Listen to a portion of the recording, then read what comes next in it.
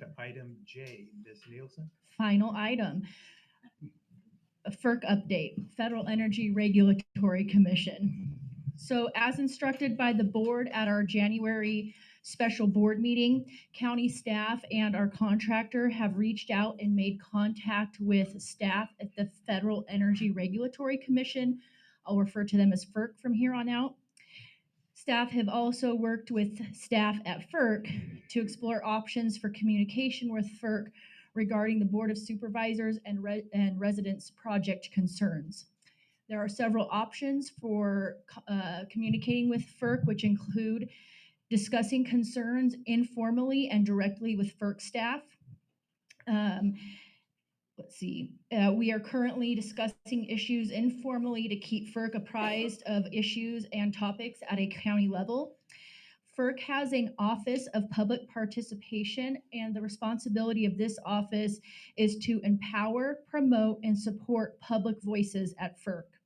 The functions of the Office of Public Participation, or referred to as OPP, are varied but mainly include engaging with the public through direct outreach and education to facilitate greater understanding of commission processes and solicit broader participation in matters before the commission, acting as a liaison to members of the public affected by and interested in commission proceedings by providing ongoing process information on individual proceedings and responding to requests for technical assistance, and coordinating with commission program officers to improve or, as appropriate, make recommendations to improve existing commission processes in a manner responsive to public input to ensure processes are inclusive, fair, and easy to navigate. You may also file a formal letter to FERC, which would be posted on FERC's e-library, or you can do a combination of all of these processes. FERC staff has expressed to us that they encourage the board and the public to reach out to their Office of Public Participation, or OPP, with their concerns. When reaching out, it will be helpful to provide clear issues and concerns that are substantiated with examples and documentation. And for the purposes of the board for this item, during the January meeting, the board directed staff to engage with FERC, and further direction was to communicate through letter or see what options were available. So we have the informal process, which is phone conversations, emails, where we express concerns or issues, ask questions, ask for responses. And then there's the formal process where the county would submit a letter to FERC through the formal complaint process. It would then require FERC to open an investigation into the issues or allegations in the letter. And then it would require FERC to formally respond to the county with the outcome of their investigation. I want to advise the public and the board that this could take several months. It could be a very long process.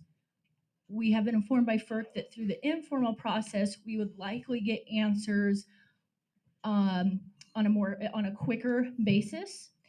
And so the direction in front of the board today is to continue our informal process and continue to report back at the board at future special board meetings, or to engage in a more formal process. And I spoke with Chair Cobsef on the break, and with Supervisor Valenzuela absent, we could also continue the informal processes and report back to the board in March and re-seek direction on this formal process. And our informal process would allow us to gather all of the factual information presented here today and expressed by the public and communicate that to FERC. So with that, I'm happy to take any questions from the board and any direction from the board. Okay, and so I had indicated, as Ms. Nielsen said, that with Supervisor Valenzuela absent now, I think we need full 5-member input. But I think that what has been presented so far today is also a new basis for what this board might decide on how to be in contact with FERC. I support the idea of the informal at this point, and Ms. Nielsen and our staff, with the information that we've received today, bringing that forth to the board, because there's new information that we didn't have prior to this meeting. And we meet the 20, next week is too soon, right? Because you have to have it done by tomorrow. So that's Correct. work. So, and do we have a Klamath meeting on the 27th? We were going to discuss after today's meeting if we thought we still needed another special board meeting this month, or wait until our special board meeting in March. Okay, all right. So I have a couple public comments. Mr. Casali, I'll get to you in just a second. Chrissy Reynolds, you're down for that. Any comment? Just on the FERC process, if we could, oh, sorry. And I think what you've provided, Ms. Nielsen, would be available on our website. We will put this information on our website, on our web page for the public. Yes, correct.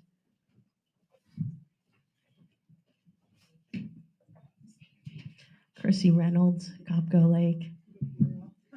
So I have a couple questions about the FERC process, the Office of Public Participation.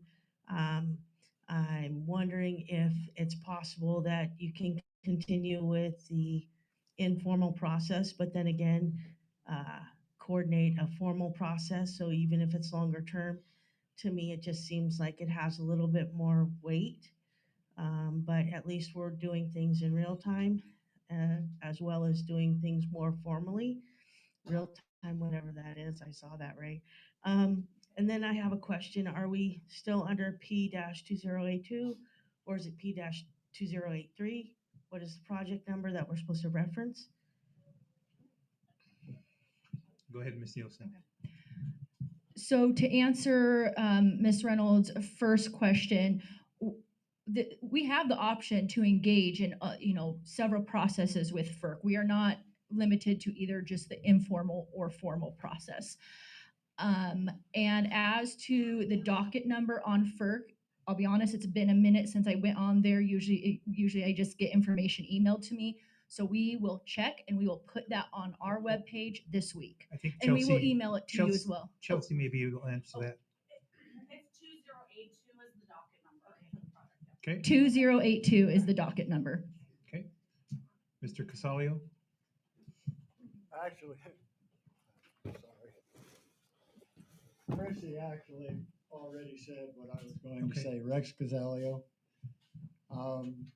It's same thing. In my experience, everything, I would also concur and suggest that you perhaps pursue both at the same time. While the other may be delayed, I was involved with the OPP formation a short, relatively recent time ago.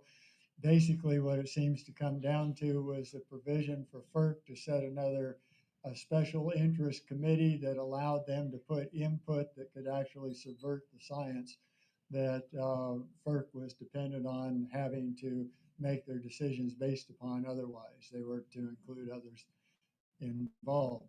A formal process would probably be, though, a good thing to instigate concurrent, because in all of the submissions, in all of these years that I've submitted to post to FERC directly through informal process posted to the e-library, have resulted in 0 replies. I have never had a single response from FERC for any of those.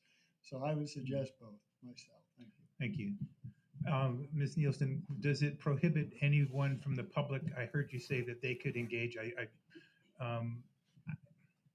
I appreciate what Mr. Casalio just said, and I get that maybe you haven't received a reply, but I'm going to say because the lakes have been drained, that it might have a different priority, if that makes sense, that they might want to hear from you now, because there's nothing prohibiting you, the public, from reaching out to the contact that we'll provide on our website. Correct. And we will email that out to our email group as well.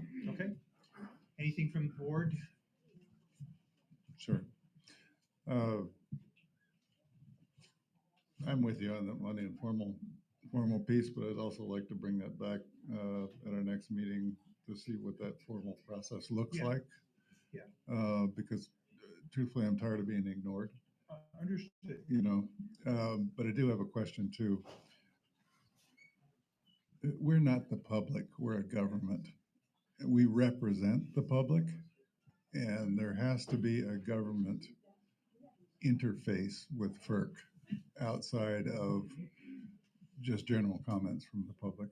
Do you know, is there such a thing? I mean, every agency has different departments that deal with different levels of organization. Yes, and if I misspoke, I apologize. We are not interacting with FERC as a member of the public. We are interacting with FERC as a governing body, the county of Siskiyou. We will continue to do so. Any informal or formal communication would be as that governing body. I mean, I understand that. Let me be clearer maybe. Is there a FERC government department that deals with other governments rather than the title of this department is public? We will bring that back to the next meeting when we discuss this. Okay, thank you. Supervisor Ogren, anything? You want a microphone? I agree. We should do both. And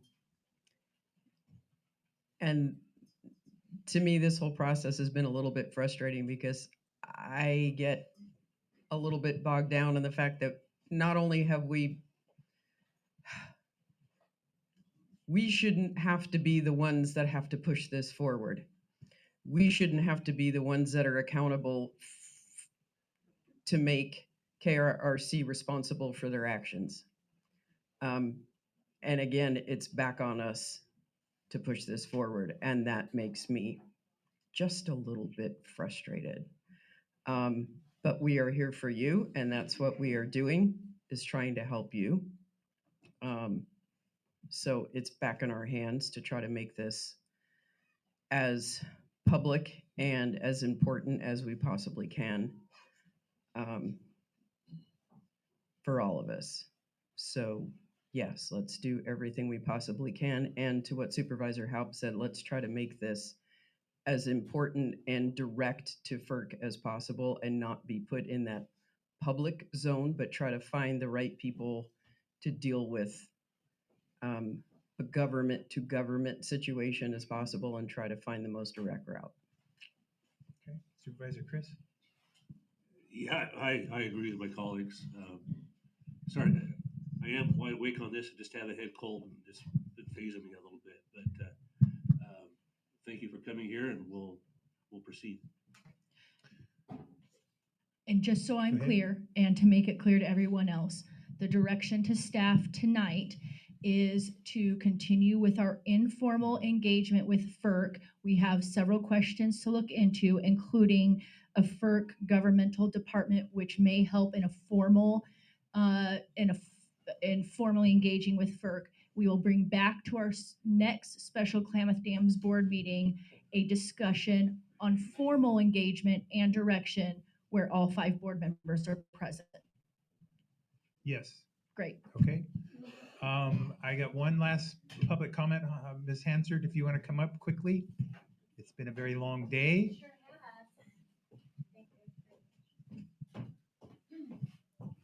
Yes, Holly Hansard. Yes, thank you for being here. It's certainly a longer day than I had anticipated, but really thank you for being here. And when I gave the verbal notice, so if it's not you, who? Like, I have no idea. I mean, thank goodness for Congressman Doug Klamath, as Aaron testified, but who, pray tell, sorry, I thank you for doing your part, but who is responsible? The governor? The president? I mean, I don't know. So maybe on the next meeting you could tell us. My understanding is FERC is the main Who's FERC? The Federal initials. Energy Regulatory. Oh, federal. Sorry, explain it. Sorry, I I'm interrupted you. going Yeah, to sorry. go back to Ms. Nielsen Yeah, because I'm there's a sorry, I lot of should know it. who FERC is. Yep. FERC, which is the Federal Energy Regulatory Commission, is the entity responsible for approving and issuing an order for facilities removal. They are the entity that then they were the ones that approved dam removal. The Klamath River Renewal Corporation, which is referred to as KRRC, is the entity carrying out dam removal. They are co-licensee with the states of Oregon and California, who are co-owners and co-project proponents throughout this whole process. FERC is the regulatory body. KRRC and the states of Oregon and California are the entities that own the dams and are carrying out dam removal. Got it. So with that, yes, sir. Sure.